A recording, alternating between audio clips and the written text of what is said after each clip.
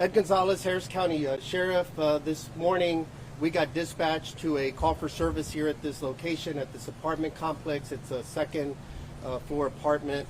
Upon arrival, our deputies discovered 4 bodies inside the apartment with no apparent signs of life.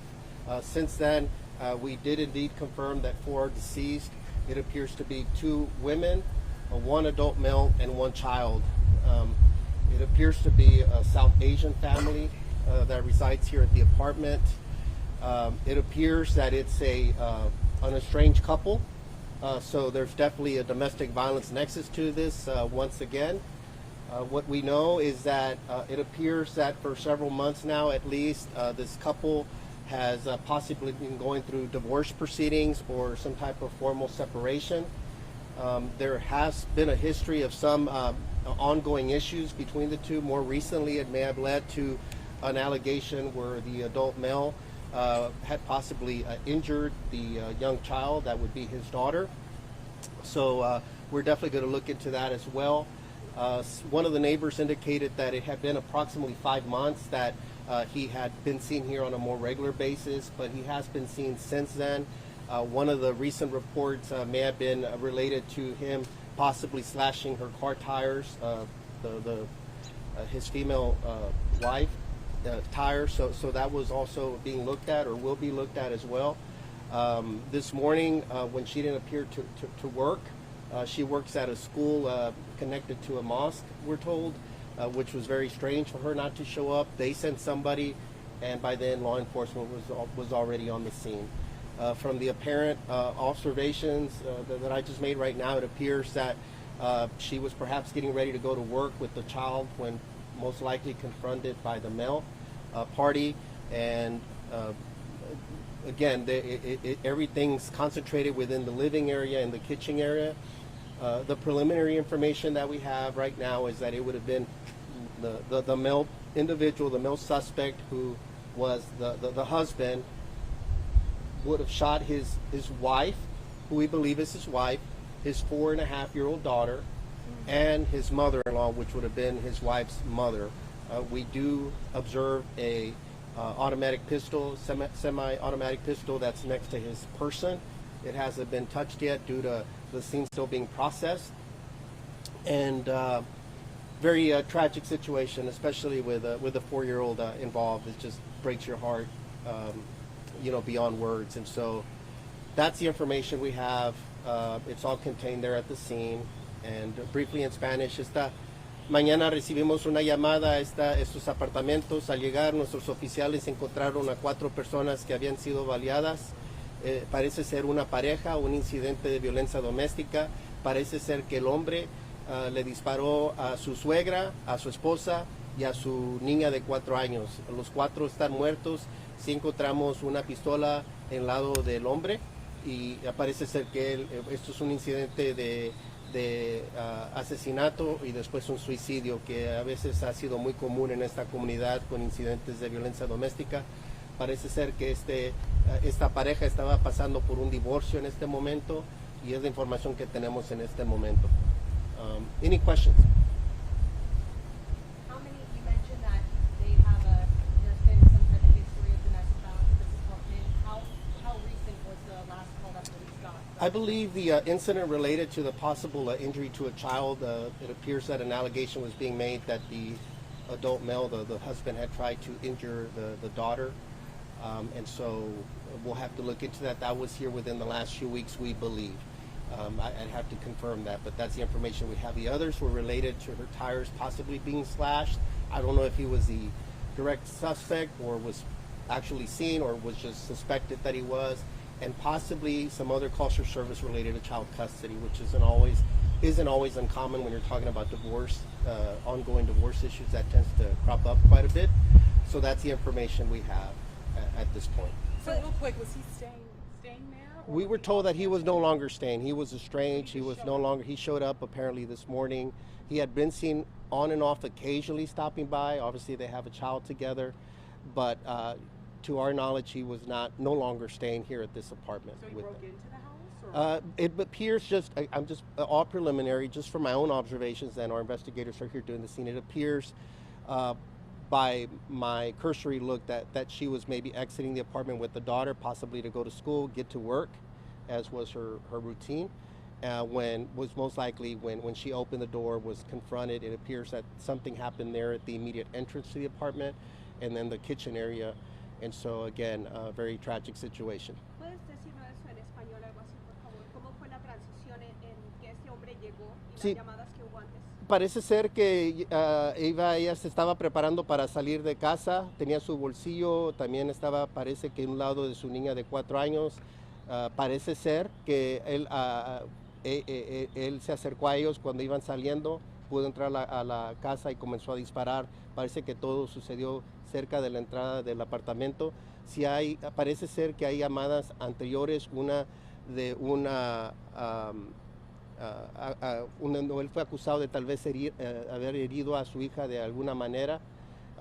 Y también llamadas donde sus llantas fueron cortadas de la mujer aquí. Parece ser que también el esposo fue sospechoso, y también casos de custodia sobre la niña, parece ser, pero eso es algo que vamos a tener que investigar. Do we know how the child was injured? Or the neighbor, how the child was injured? The allegation, and it's again preliminary, is that he had potentially tried to drown her, but we don't know what that means or how much evidence was of that. So again, that'll be something that we'll look at. And again, I always want to just amplify that all this is still preliminary, because we still need to put all the pieces together, talk to potential friends and relatives. They were familiar that there had been ongoing divorce issues, and that and so there was care and concern for her. And so all of this will be pieced together, even their full identities. All we're going is just by very preliminary information at this point, but we'll confirm those details, but still preliminary. Have other family been notified? Not at this moment, because the ME's office, the Harris County Institute of Forensic Sciences, will handle the formal notifications, but just based on a coworker that showed up here to check on them, just that, we're pretty sure that it's going to be the same family that's being discussed.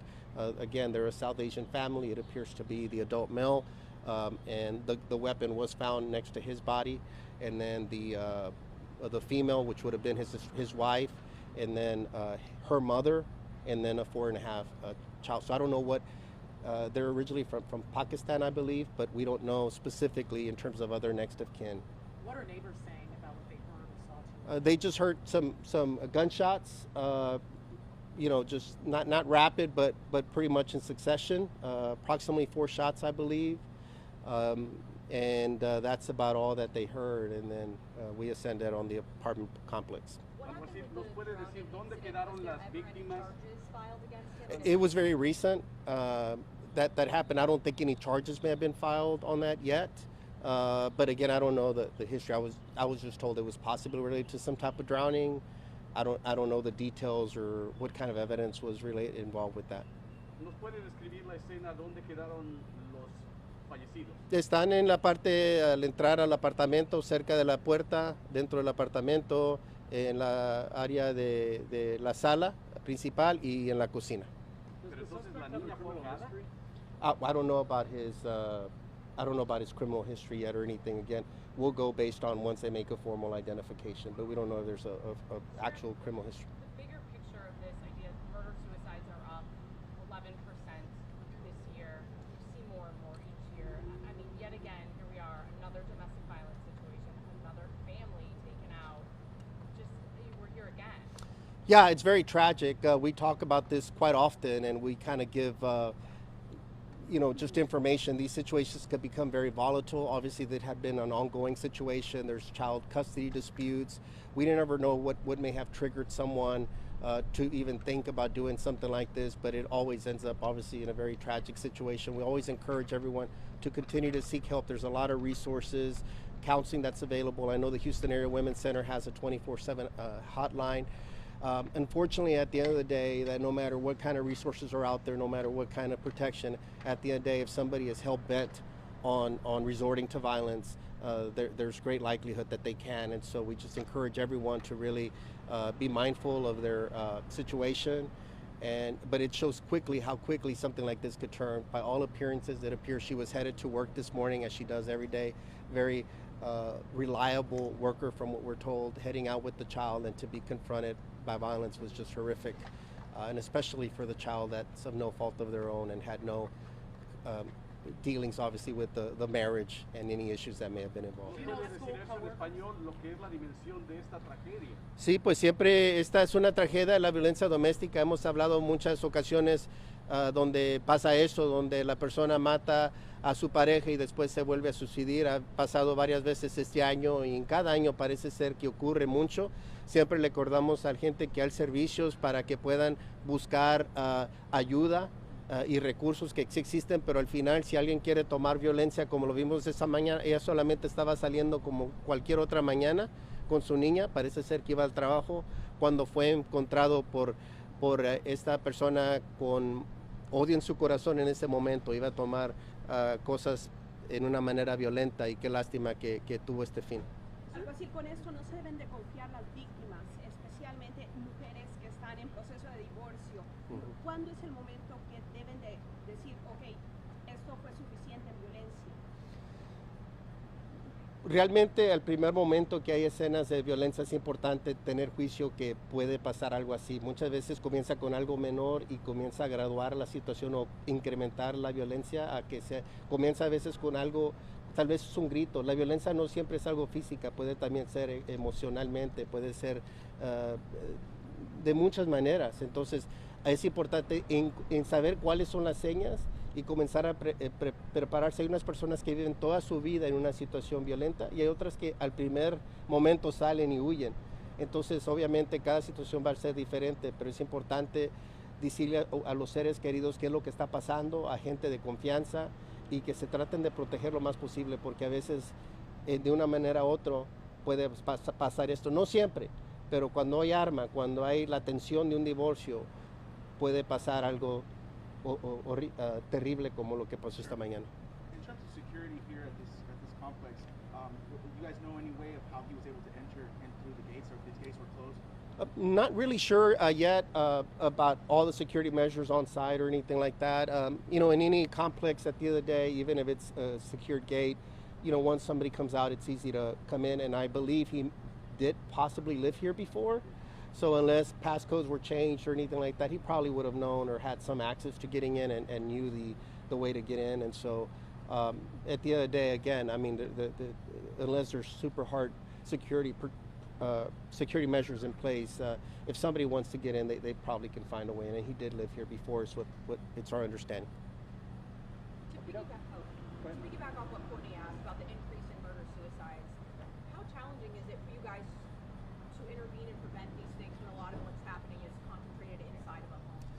I think that's a great question and a great point. A couple years back, I'm not sure this year, but a couple years back, about 44% of the murders at that time had a domestic violence nexus.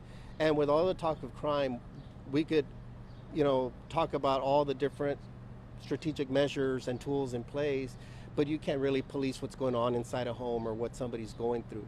And it's we could always look back in hindsight and look back at the clues or the warning signs or things that are there, but it's incredibly challenging just because we're not going to be inside every home, and so it's just very hard. And sometimes as well, we believe or have a false insecurity, like, well, they would never be violent. Maybe it's just a verbal, but domestic violence also can include emotional and psychological abuse as well. So it's important to be aware of those signs as well. It's not always just physical. It could start with simply breaking a person down mentally and emotionally, and then eventually it might graduate to violence. And in this case, it's just no words to think, like, why take their lives, the mother-in-law, the child of all, and it's just what goes through somebody's mind is something we just can't fathom, but unfortunately we see it far too often. ¿Porcentaje de incremento, algo así? No estoy seguro. Hace unos años sé que por lo menos 44% de nuestros homicidios estaban conectados con